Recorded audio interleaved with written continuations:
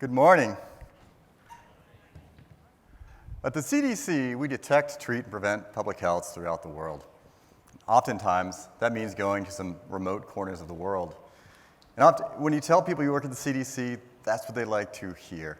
That's one of the first questions they ask me. They ask me, do you work in that lab with the big, bunny astronaut suit? And do you travel anywhere cool? In the poxvirus rabies branch, we get to do both. Each year, for example, we go to the Democratic Republic of Congo, where we're working on a monkeypox vaccine trial. So each year, we have epidemiologists, EIS officers, physicians, lab scientists travel out to a remote region, vaccinate people, interview them to see if they've gotten sick, if they've seen any monkeypox, and we take blood samples and carry that back with us to Atlanta. Now, in Atlanta, we have some sophisticated medical equipment that's able to test for antibodies. But this very specific and sensitive test, it has a requirement.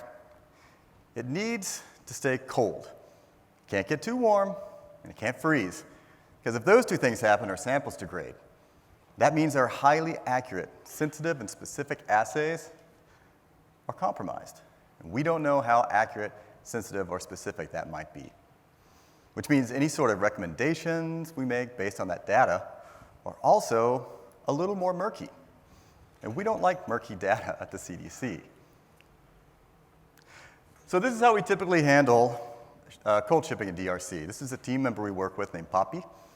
Every morning, Poppy's going to drive 30 minutes to the closest place in DRC that has a continuously running freezer. And he's going to take as many cold packs as he thinks he needs, and he's going to stick it in his cooler on the back of his motorbike, and then drive out to meet us in the field, where we're going to work all day, taking blood samples, vaccinating people, doing our job. Now I'm going to ask you two questions. Is Poppy using the right cooler? And how many cold packs is Poppy going to need? We don't really know. We kind of just have an idea, kind of a feeling.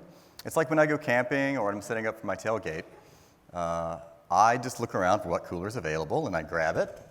And I then go to the store and I grab, maybe 1-2 bags of ice. That should be enough, right? I can always go get more ice. Poppy can't. The other thing is that that's a weird standard for a scientific study, right? A feeling of this is probably enough. Everything else around our study is grounded in data and science. We know how many people we need to vaccinate. We know how many people we need to get samples from. How many samples? What tests we're going to run? How many times we run those tests? The statistics we're doing.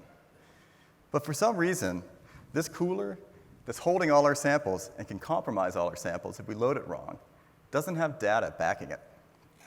So we thought we could do better. We wanted to write a lawsuit grant to look at the different kind of coolers you'll find in the field and the different kind of coolants and cold packs you can put in there, so we can be prepared when we go out to whatever we need to go out to. So typically coolers are going to come in two main types. Poppy uses a plastic injection molded cooler like this. The nice thing with this, it's durable. You can use it over and over again, which makes it economical. After you finish transporting your samples, you can spray it down with bleach or some sort of decon. It's ready to go again. But it doesn't keep things very cold for long periods. Then we have this. It's a polystyrene foam cooler in a cardboard box. That's really common because these things keep things cold for a very long period of time. But they're not very durable. If you use this once and you try and decon it, you're going to break down the styrofoam because it's just not able to handle a solvent. Also, if you use it more than once, it's going to start falling apart being on a motorbike in the field.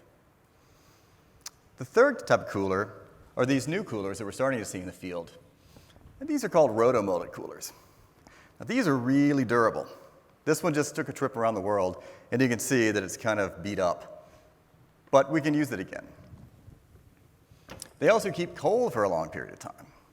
So these coolers were initially designed for people who are serious outdoors people who need to be out in the field or camping or whatever for a long period of time, and like Poppy, they just can't get another bag of ice.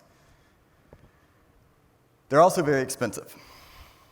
So you have something that's expensive and it's cool, and it's like seen for outdoors people, that made it trendy. So now you have a $200 cooler showing up at tailgates and on bass boats, places like that. So we want to know how these coolers compare to each other and whether this cooler right here might do as well in the field as it does on game day, and whether Poppy needs a new cooler. So we purchased 16 different coolers. We have one polystyrene foam cooler right here in red. We have 5 injection molded coolers in blue, and we have 10 different Roto molded coolers in yellow. We put about 5 kilograms of ice in them and we let them go with the data logger measuring time. We saw that conventional wisdom was right. A polystyrene foam cooler is going to last a lot longer, 3 days, versus one of these injection molded coolers. It's about 30, 36 hours. But for Poppy, he's only going out for a day. This is great for Poppy. This works well. Now, if he was going out on a trip, he needed 3 days, and it's kind of a 1-2 kind of trip thing, maybe you should go with a polystyrene foam cooler, because these are so inexpensive. But if for whatever reason he needed to be out for 2 days, 3 days, and he's doing that a lot, that might be a time for a roto-molded cooler. So the real question we started asking now is, now that we know Poppy's got the right cooler, how much coolant should we put in there for the day? Here again, we started thinking back to what we see out at the campsite and out at the tailgate. One of the problems we don't think about is that availability is difficult in the field. Finding a cold pack when you don't have one is hard. So,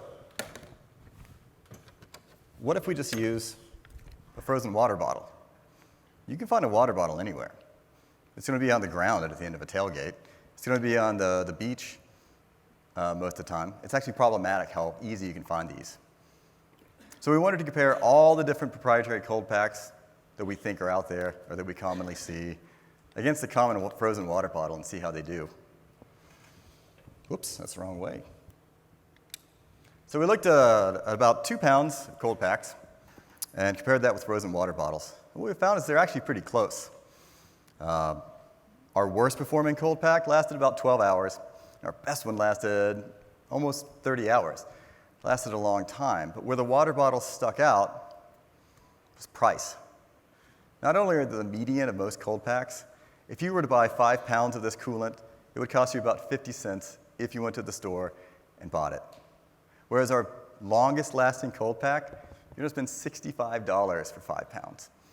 So maybe instead of buying another expensive cold pack, we just throw in a frozen water bottle. It's more available. And then the other thing is that these long-lasting cold packs will oftentimes advertise that they are colder than ice. Again, that's problematic because these long-lasting cold packs, they're going to be below freezing, at times more than 12 hours. You're going to inactivate your vaccine that you're carrying with you, and you're going to mess up those blood samples you're carrying. Whereas a frozen water bottle, it goes down to about -4 for about an hour. That's not too bad, and if you leave it out at room temp for maybe 20 minutes, that's going to go away. So what else can we do to help you? Well, we're doing predictive modeling. So now if you're going out on an outbreak or you have a study and you want to know which cooler do I need to use, which cold packs do I need, and how many cold packs, we can tell you. You don't even have to use frozen water bottles. We can tell you with cold packs that if you're using this type of cooler, you need 6 water bottles to make it 26 hours. And we do that very accurately. We're also talking with other people. We've been consulting and working with several groups, from a group working in Arua, Uganda, to APHL and NCRD. We shared our data with them. We were able to help them design a specimen transportation system that's sustainable in 20 different global health security countries. And they ended up choosing over 300 coolers. And all this is good for Poppy and us. With better data, we have better assurances on our sample quality. Because it doesn't matter what test you're running or what disease you're looking at, how good your scientists are, and how hard your epidemiologists are working out in the field. Good quality data is going to get good quality samples. And we're here to give it its best chance. Thank you.